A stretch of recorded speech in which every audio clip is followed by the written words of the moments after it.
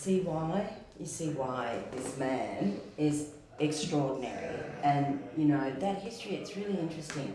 Uncle Peter just talked about, you know, the whole black thing.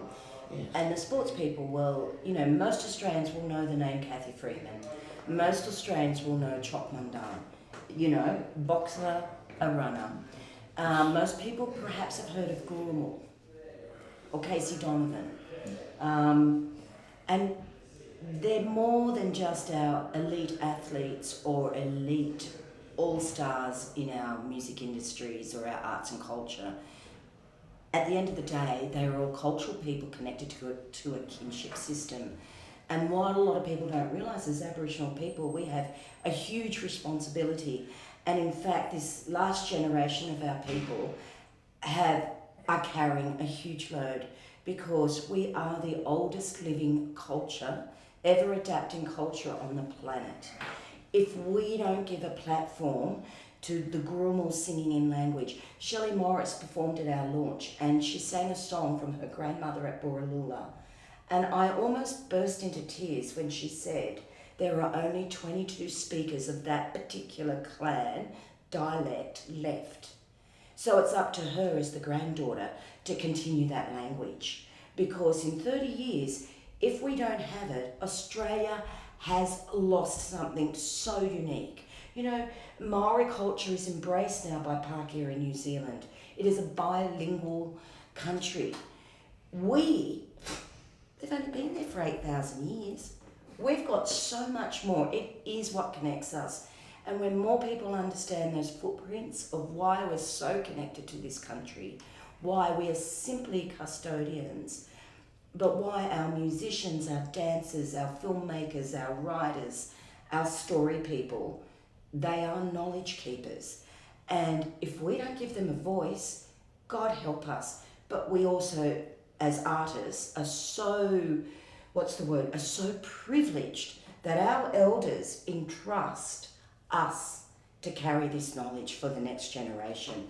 And they say to us all the time, my girl, you make sure that Australians know this. They should know that dance, they should know that song, that chant, and they should know how to weave because it is theirs as well as ours. And I think that's what this festival will bring, apart from, you know, get down and dirty and have a dance and it's going to be fun and celebratory. It is going to, I hope, it will do what Archie Roach did in 1992 when he accepted that Human Rights Award, the first songwriter ever to accept a Human Rights Award for his song Took the Children Away. What that did to the nation, we're only just learning now. If we can have a moment with people who come to the festival, I'm telling you, people will walk away feeling stronger and having fun at the same time. I don't want to get all too, you know, but there's a depth that we haven't even explored, and it's just, we're so passionate about it and it's so important. Sorry, I waffle, but it's just, you know. And I mean, you've had an amazing career across, you know, festivals and opera house and TV and film. Does this feel like something a little bit different? Is this right up there in what you've done throughout, you know, the last 10 years or so? I'm going to get a little upset, I'm sorry. I'm actually very humbled that a gentleman like this, who, you know, he used to hang around with blackfellas in the 70s, but so he knows us, he really knows us, can't get away with anything. But I am incredibly humbled that our artists trust us and value us so much for this event, that one Australian in this country, and only one, has given their investment to this. No governments, nothing. This man has said this is going to happen. Let's just do it, because he knows the importance of it.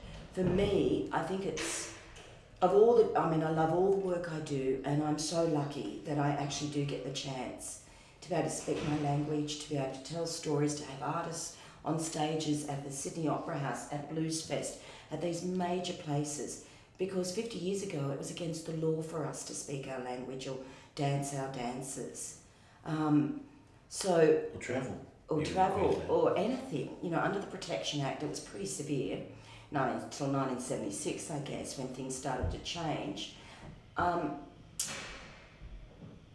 I don't know how to express it, but I just go, you know, I'm just so lucky to inherit this, but to be able to hopefully create something that people will feel moved by, because at the end of the day, we're all human beings. We just, you know, I just want people to connect and get to know us, because you will change assumptions. And Peter mentioned the cultural apathy that exists, and it does sadden me because it's open for everyone. And I get saddened because there are assumptions about our people, whether we come from the East Coast, Tasmania, or Arnhem Land, or the Kimberley. People have these assumptions of Aboriginal culture, but it's our kinship networks that are so extraordinary. And there is this Aboriginal profiling, and I hate it. They just assume that we don't have, you know, and that destroys people. It makes people feel really bad. Or just assume that they're part of the handout system. Yeah, welfare. And certainly, yes, a number of Indigenous people are marginalised, but people don't even understand or realise that there's an Indigenous middle class in this country. There's judges and lawyers and doctors and dentists, and you could go on. Yeah, and we don't even know each other, and here's this great opportunity. You know, I mean, there's more cultural wealth going to happen where we can just learn more about our own country. Wouldn't you want to know about that first than you got in King Solomon's mind? There's more in this cultural mind going to happen. And yes, I'm spooking, because we need to sell tickets. We need people to come. But when you're putting something out there that's that good, I mean, all the world needs is another bloody rock festival. This is real. This is culture.